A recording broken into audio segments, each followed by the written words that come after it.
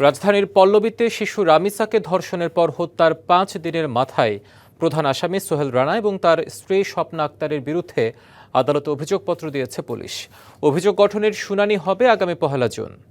রবিবার বিকেলে অভিযোগপত্র আমলে নিয়ে শুনানির দিন ঠিক করেন ঢাকা মহানগর শিশু সহিংসতা দমন ট্রাইব্যুনালের বিচারক মাশরুস সালেকিন।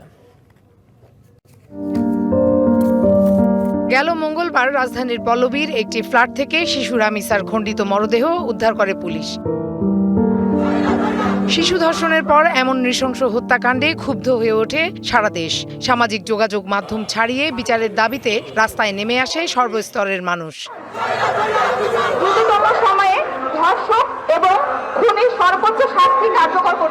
এ ঘটনায় শিশুটির বাবা পল্লবী থানায় মামলা করেন। বুধবার আদালতে দোষ স্বীকার করে জবানবন্দি দেন প্রধান আসামি সোহেল রানা। পরদিন রামিসার পরিবারের সাথে দেখা করে ন্যায় বিচারের আশ্বাস দেন প্রধানমন্ত্রী। নগদ নিয়ে এলো হার না মানা হার অফার। সর্বনিম্ন ১০,০০০ টাকা রেমিটেন্স নগদে পাঠালে থাকছে স্বর্ণের হার জেতার সুযোগ।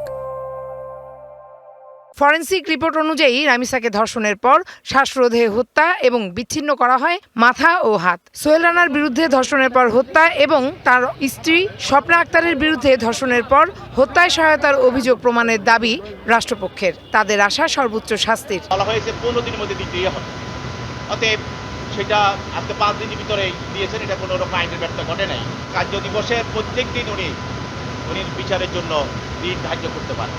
তা আমরা প্রসিকিউশন পক্ষ থেকে আমরা আশা করছি যে ১-৬ তারিখের পরে নিরবিচ্ছিন্নভাবে প্রতিদিন বিচার কাজ চলবে। রবিবার সোহেল রানা এবং তার স্ত্রীর বিরুদ্ধে ঢাকার মেট্রোপলিটন ম্যাজিস্ট্রেট আশরাফুল হকের আদালতে অভিযোগপত্র দেয় পুলিশ।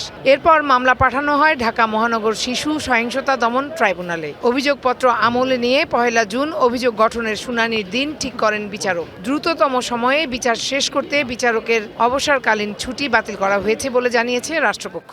ঢাকা মেট্রো এলাকার অধীনে যেই বিচারক শিশু সহিংসতা দমন ট্রাইব্যুনাল যেটা আছে, ওই ট্রাইব্যুনালের যে বিচারক মাশরুস সালেকিন, তিনি আজকে এই অভিযোগপত্র এবং চার্জশিট আমলে গ্রহণ করেন এবং আমল গ্রহণ করে আগামী ১-৬-২৬ তারিখে মামলাটির অভিযোগ গঠনের জন্য দিন ধার্য করেন।